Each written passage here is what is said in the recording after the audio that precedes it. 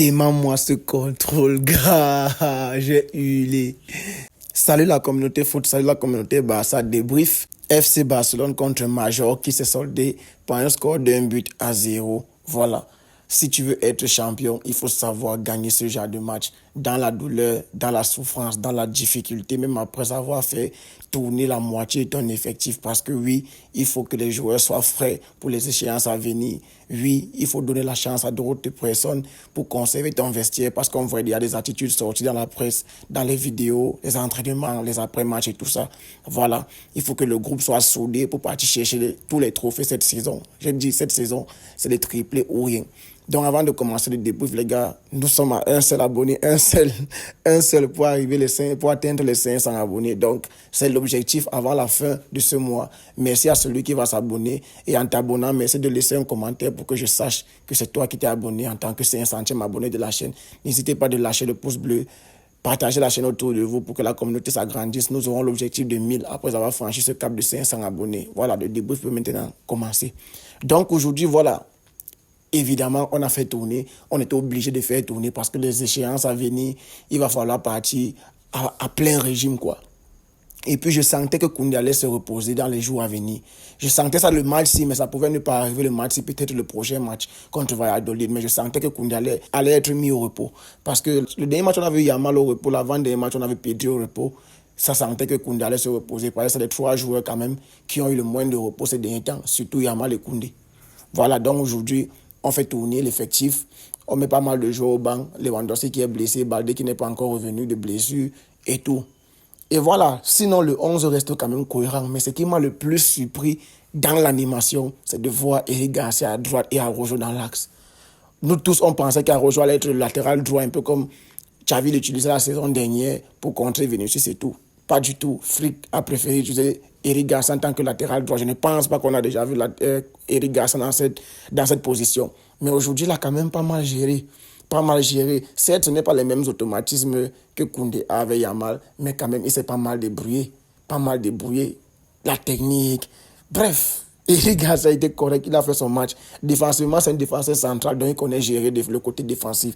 Offensivement aussi, il n'a pas été ridicule du tout. De l'autre côté, tu avais un Hector Ford, après l'attitude qu'il a affichée la dernière fois. Je ne sais pas, peut-être il a affiché ce comportement, peut-être parce qu'on l'avait promis de jouer au dernier match, mais finalement, ça a été compliqué. Il a fallu qu'on passe chercher le match, la victoire à l'arracher. Il n'a pas pu jouer. Aujourd'hui, voilà, titulaire. Individuellement, quand même, il est technique.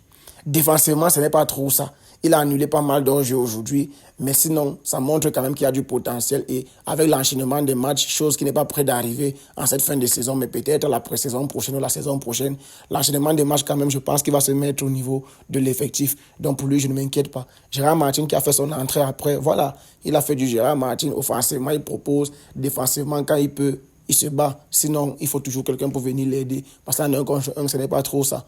Voilà, l'axe charnier central, Inigo qui a fait son match, toujours monsieur propre. Araujo aussi, correct. Si c'est pour défendre, là, Araujo connaît défendre. Mais si c'est pour jouer au pied, lui, il connaît seulement dégager. Il n'est pas dans les choses qu'on va amortir, on va relancer derrière proprement et tout. C'est compliqué pour lui. On connaît déjà qu'il est comme ça, donc on doit l'accepter. Au milieu de terrain, Gavi et Pedri, on ne présente plus Pedri Masterclass. Vous avez vu le contrôle à l'intro. Vous avez vu le contrôle. La passe qu'il fait à Yamal, c'est le gros raté que Yamal a. Au lieu de plier le match, on va arriver sur Yamal. Parlons d'abord de Pedri. Les gars, qu'est-ce que Pedri a envié même à Iniesta? Je suis un peu dans l'excès, mais disons-nous un peu la vérité. Est-ce que si on regarde la vérité en face, Pedri n'est pas un peu meilleur qu'Iniesta? C'est le mec qui n'a pas encore franchi le palier de gagner les trophées, genre la Ligue des Champions, la Coupe du Monde. Mais sinon, oublions un peu les émotions, oublions un peu la nostalgie. Comparons les deux joueurs, capacité intrinsèque. Il n'y a pas un côté où Pedri dépasse quand même Iniesta. Disons-nous un peu la vérité. Oh les gars. Oh là là, la conduite de balle, le contrôle de balle, les récupérations de balle, il n'est pas là à tacler. Non, il te prend le raccourci, il récupère la balle proprement, étant debout, il ne se jette pas n'importe comment. Oui, les gens ont ressorti la photo où le gardien a crocheté, il a glissé là. Il n'y a pas de souci. Le gardien d'abord est fort. Léo, je ne sais pas, j'ai encore oublié son nom. Alors que j'ai révisé ça avant de commencer le débrief parce que lui, il mérite quand même qu'on appelle son nom. Le gardien de Mallorca, bravo. United, vous n'avez pas de gardien. Voici un gardien ici. Vous pouvez venir prendre. Le gardien de Majorque, là, il est fort. Blague à part, il est fort, très fort. Que ce soit l'action sur Yamal, même comme c'est Yamal qui fait le con, l'action sur l'extérieur de Yamal, Yamal la passe, on ne peut pas t'enlever. Ça, tu es très fort dans la passe. Il faut travailler la finition. C'est tout ce que je te reproche. Dans la frappe à bout portant de Dani Olmo, les frappes de Ferran Torres, même le pied droit de Yamal. On sait que Yamal n'est pas fort du droit, mais il fallait qu'il soit là. Même la frappe d'Eric Garcia, la frappe de Ansu Fati. Et puis, pas mal de fois, en premier mi-temps, le ballon ne voulait pas entrer. J'ai eu peur. Le match m'a fait peur. Est-ce qu'on va faire un match nul?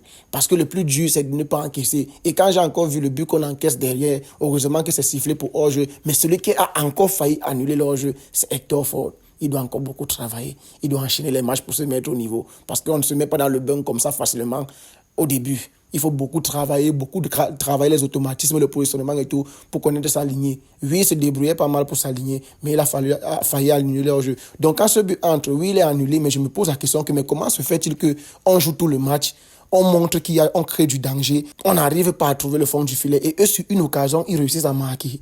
Qu'est-ce qui se passe là? Qu'est-ce que le match est en train de nous envoyer comme message? J'ai commencé à avoir peur parce que le ballon ne voulait pas rentrer. On a eu 1001 occasions, on a créé 1008 dangers. Il n'y avait pas de but.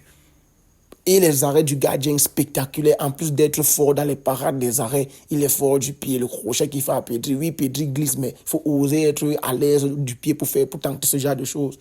Donc ce gardien, vraiment, il a applaudi. Je pense que les clubs comme United peuvent le recruter. Il peut jouer dans un top club et il va prouver. Il a montré ce soir. Oui, les joueurs ne se suivent pas souvent quand ils jouent au Barcelone, mais bien sûr, parce que c'est seulement là que le monde te voit quand tu joues au Barcelone ou le Real. Donc c'est là que tu dois prouver. Et aujourd'hui, il a prouvé. Donc bravo à lui.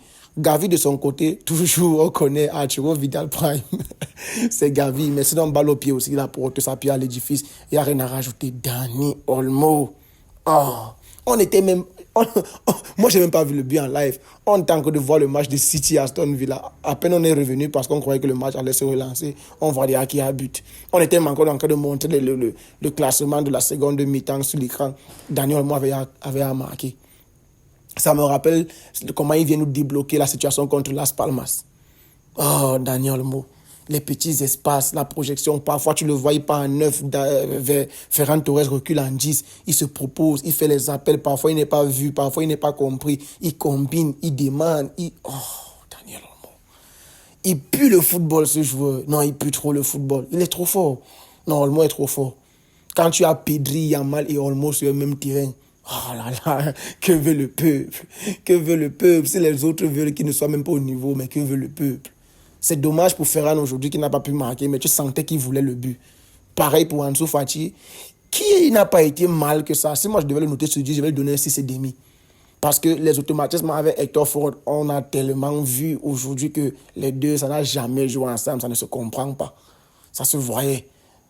Et Ansu Fati, il a beaucoup cherché le but, mais avec un peu la peur dans le ventre, un peu. Tu sens qu'il n'est pas trop en confiance. Mais sinon, en jambe, il est en jambe. Ça fait des efforts, ça tacle, ça essaie de récupérer les ballons, ça essaie de presser haut, ça essaie d'étouffer l'adversaire dans son camp et qu'on sort. C'est pas mal. Balle au pied, ça essayait de combiner aussi. C'était pas mal.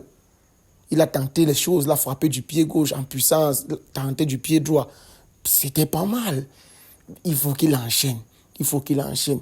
Mais ça ne va pas arriver cette fin de saison. Et peut-être même on va le vendre. Et ce n'est pas catastrophique pour moi. S'il faut qu'on le vende, qu'il aille. Il peut revenir même dans 5 ans, comme les Daniel Olmo sont revenus plus tard. Donc ce n'est pas une catastrophe.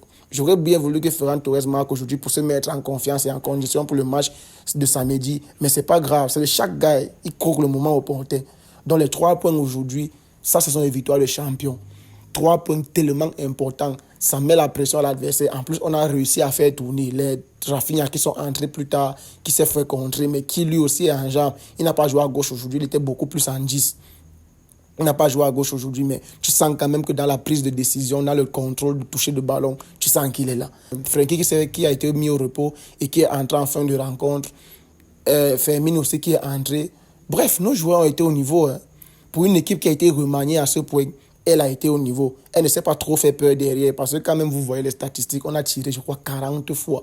Plus de 20 tirs cadrés, les expected goals près de 3 pour marquer un seul but. Grâce à la défense qu'il barrait même, il jouait le 10-1, le 0, le 10-0, le 9-1 à la limite. Les gars connaissaient barrer.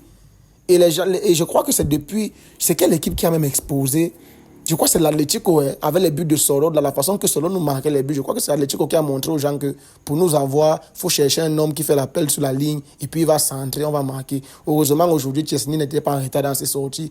Il a fait les sorties importantes. Il nous a sauvés, voilà, sur ce point. Bon, on a encaissé un but, mais c'était flat offside, voilà, il y avait hors-jeu. L'alignement qui n'était pas ouf derrière, parce que plusieurs fois les joueurs ont quand même réussi à traverser l'alignement de hors-jeu sans être hors-jeu. Heureusement, ça défendait bien derrière, notamment Araujo qui a bien défendu sur une occasion là, et d'autres défenseurs aussi qui ont été au niveau. Les récupérations de balles, on ne s'est pas trop fait peur. On a créé des occasions, mais le but ne voulait pas rentrer. Heureusement, le génie de Daniel Mo, une fois de plus, ça vient nous sauver. Et les 3 points, tellement importants. On prend encore 7 points d'avance. Donc, cher Madeleine, vous conspirez contre nous, vous espérez qu'on fasse des faux pas. Mais si vous êtes garçon, faites aussi tourner demain pour préparer votre finale de samedi contre nous. Et puis, on va voir quelque chose. Bilbao a osé tourner contre vous. Vous n'avez gagné qu'un seul but sur un éclat de Valverde la dernière fois. Vous jouez Retafe, les catcheurs, chez eux. Essayez de faire tourner, on va voir quelque chose si vous pouvez. En tout cas, nous, on vous attend samedi. Nous sommes posés. Voilà, donc c'est tout pour le débrief, les gars.